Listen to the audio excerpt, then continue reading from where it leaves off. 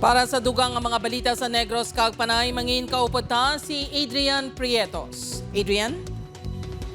Maraming salamat, Jers, mga kapuso. Suspect sa pagpangtiro sa 3 ka persona sa Silay City. Patay sa drug bypass operation sa kapulisan sa Cadiz City.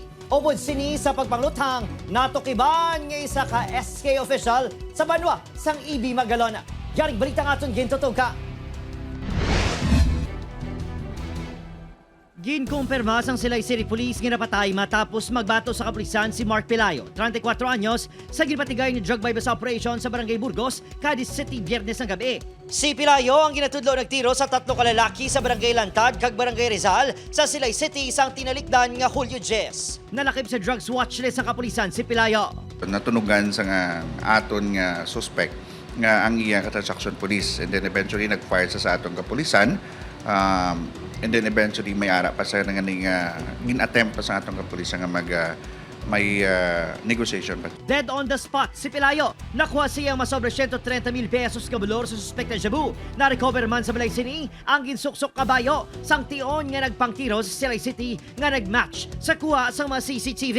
Pagligad sa pila ka oras, nagsungka man sa kapulisan ang upo ni Pelayo sa pagpangtiro nga si alias RR, 24 anyos, isa ka SK kagawad sa Banwa sang EB Magalona. Pahayag ni RR, nag-ayo ini kay Mark Pelayo nga opdan nga magkuha sa motor sa Bacol City apang may ginhapitan ang mga inigahimata sa Silay City.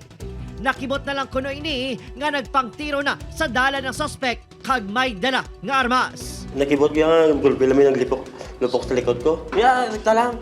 Bukos dalan. Pati ako daw, nakibot mo lang, pabiyama ko. Ang akong purpose niya, nagulam lang ko siya, mapapod. Samtang nagapi na lupok, ginamit lang kuno ni Pelayo nga may nagargas sa ila apang wala man. Ang balya malaya sa kon. Do, lakat na, kay ako mo lang nang ginalaot na, ikaw ya wala ka man niya lalabot di. Ay nadlo ka mo, basi lang galaot, basi expectar, lang ako mautun lang sa... Ginpanginwala man sining akusasyon nga hayi sila sa droga sang natabo ang insidente. Sang Sabado, napatay samtang ginabulong sa ospital ang e-bike driver nga si Fernando Alarcon nga napilasan sa tiyan sa pagpangtiro sang suspect. Nagpaiway ng mga himata sining maghatag sang pahayag. Padayon, ginapayo sa ospital si Christopher Tupas kag Wilmer Montarde nga nasa labat man sa pagpangtiro.